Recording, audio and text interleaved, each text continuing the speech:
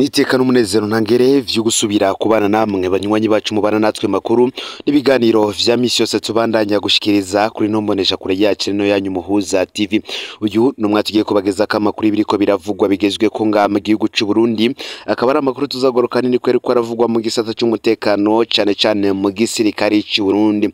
Naho kandi turaza kugaruka kuri bamwe bitwa abansi ibigihugu, aho umwe yari yegereye cyane ubutegetsi bwa CNDD-FDD apfungiwe nga mu gihugu c'u Burundi ariko aragirizwa ibindi mw'idose yiwe turaza kubigarukako.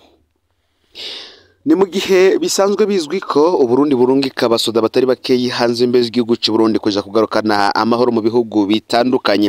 Hari abarungitswe muri Republika Iharanira Intwaro Rusangi ya Kongo, ubwo butumwa bukaba bwariswe ubwatafoko. Hari abarungitswe mu gihugu ca Somalia aho ubwo bwitwa AMISOM, naho kandi hari abarungitswe mu gihugu ca Centrafrica bitwa ubwo butumwa bukaba bwitwa MONUSCO. Bisigura ko ubu bwa MONUSCO n'ubundi ingabo z'Uburundi zagiye kugarukanayo amahoro, zarungiswe ku masezerano yabayeho hagati y'igihugu cy'u Burundi ndetse n'ico gihugu, ariko kandi hajemwo uruhande rw'ishiramwe mpuzamakungu kw'isi ONU. Hari imyidogo rero y'abasirikare baherutse kurungikwa mu gihugu ca Centrafrica, bamwe bakaba batabaza ko bagiye kwicwa n'inzara kubera ubusuma bw'ibipfungurwa abagenewe. Akenshi na kenshi ubundi abasoda barungitswe kugarukana amahoro mu bihugu bitandukanye barahabwa indongozi nkuru ibijejwe ivyo bikorwa, nkuko abarungitswe muri Kongo bahawe urongo ibikorwa vya tafoko vyose. Abo muri Somalia AMISOM nayo ikaba ifise uhagarariye ivyo bikorwa, ariko akaba ari umusoda w'umurundi, nubwo haba hari abandi basoda bari muri ivyo bihugu babakurikiranira hafi ko amasezerano yasinywe hagati y'ibihugu bibiri ndetse canke se abakuru b'amareta bompi biriko bigenda vyubahirizwa amasezerano bagiye baragiranirana. Centrafrica iri mu bihugu bifise umutekano muke cyane kuko bagiye biyambaza inzego z'umutekano zitandukanye z'ibindi bihugu, cyane izo mu karere ka Afrika y'ubuseruko, harimo ingabo z'igihugu cy'u Rwanda ndetse n'ingabo z'igihugu cy'u Burundi. Hakaba hari n'abandi basoda bagiye barajayo nyene. Nkuko bigaragara rero aba basoda barungitswe mu butumwa bwa Centrafrica bari mu mwiheburo udasanzwe, n'imyidogo idasanzwe.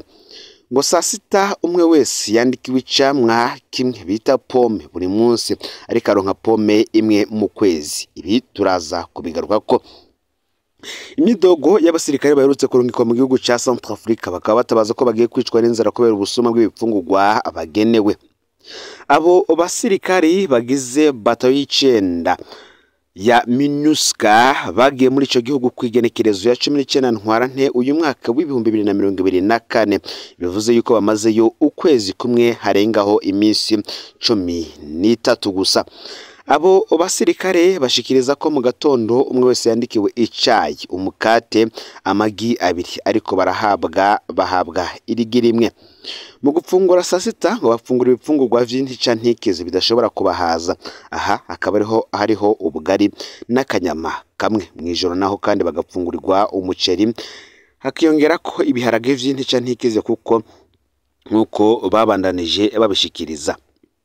Hakaba kandi hari n'ivyamwa baba bandikiwe.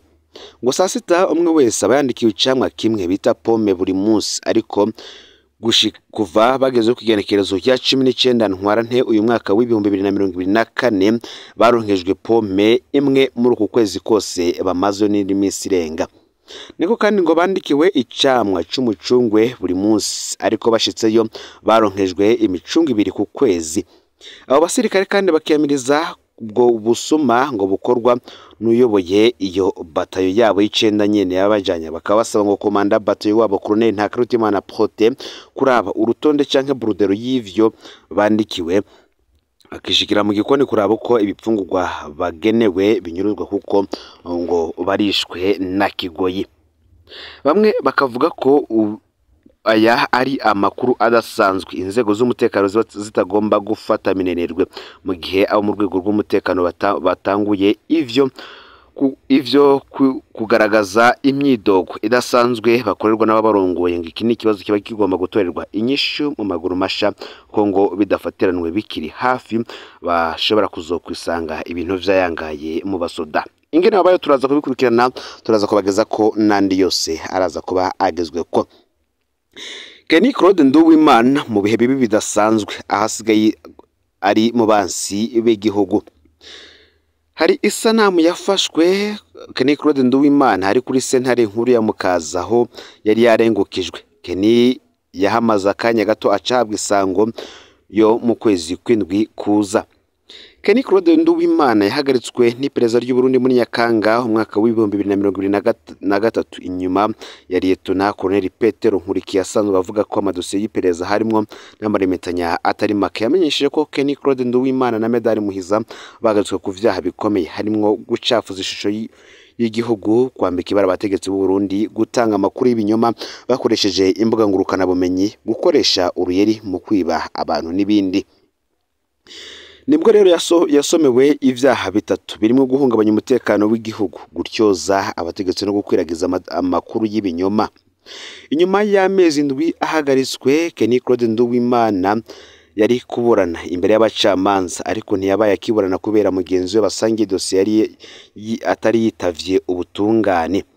Bamwe bakavuga ko harimo icigwa kidasanzwe c'ubuzima. Kenny Claude Nduwimana yamamaye mu kiringo ca gatatu c'umisi Petero Nkurunziza aho yadutse akora ibiganiro vyo kubiburwanko. Abagwanije ikiringo ca gatatu ca Nkurunziza nta bitutsi atabashizeko. Bamwe abambika ivyaha vya kahise vyabaye bataravuka canke bakira abana bato. Mu nyuma yatandukiriye gutuka ubwoko bw'abatutsi abagereranya n'imbwa. Urwo rwanko rwamuhaye kumumenyesha amakuru w'akarorero Severi Ndayicariye mu gihe kitari gito. Ubutegetsi bwa President Ndayishimiye ntibwamwemereye. Mu ntango iyo migenderanire yabe na Severi yari ikomeye, ariko gahoro gahoro ateraje mu matate na Colonel Alfred Innocent Museremu yatwara iperereza mu gihugu hagati. Uyu nawe yaricaga kiza mu ntango y'ubutegetsi bwa Ndayishimiye. Nuko Claude Kenny Nduwimana atangura kuza arinjira mu busha bw'iperereza.